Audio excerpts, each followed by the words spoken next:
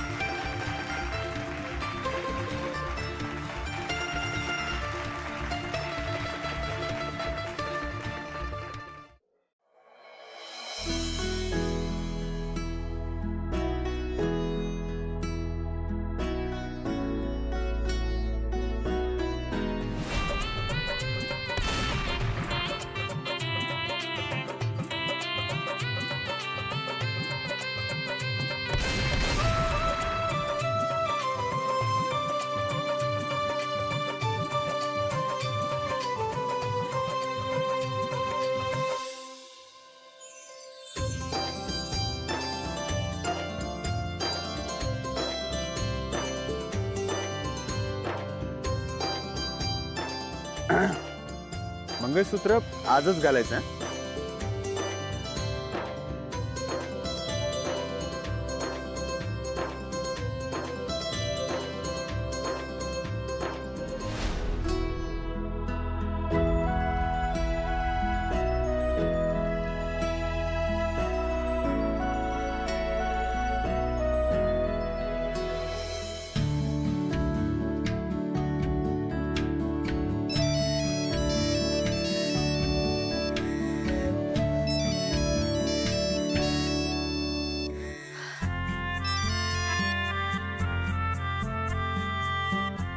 अहिल्या, काय ग, पोचलात का ग? हो हो, व्यवस्थित पोचलो. छान झाला प्रवास. लक्ष्मी, तुझा आवाज असा काय येतोय? आवाज? कुठे काय? सगळं ठीक तर आहे? लक्ष्मी, तू अजूनही जान्हवीची काळजी करतेस का? अगं वेडे, जयंत किती चांगला मुलगा बघितला ना आपण लग्नात. जानू खुश असणार आहे तिथे. तिथे तर त्या दोघांचा राजा राणीचा संसार असणार आहे. तू नको काळजी करूस ग.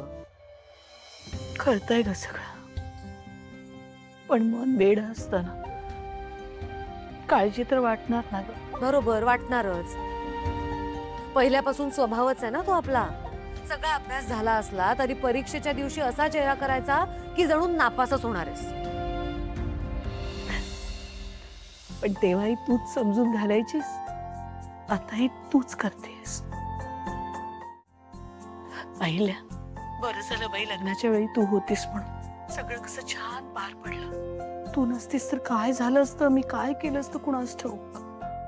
आता अहिल्या नाही, विहीणबाई म्हणायचं मला.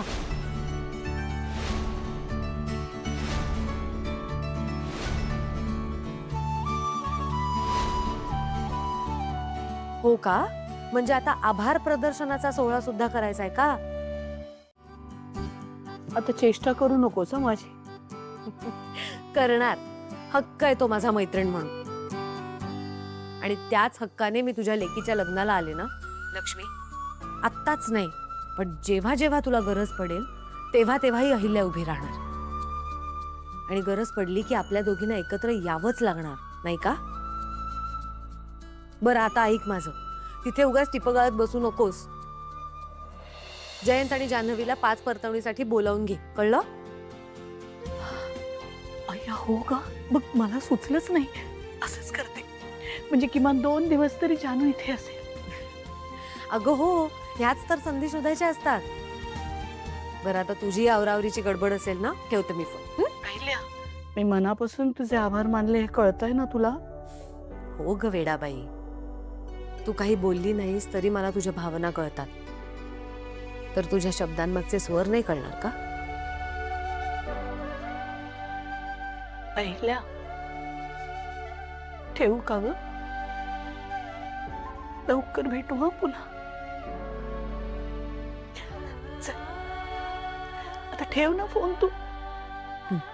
ठेवूया.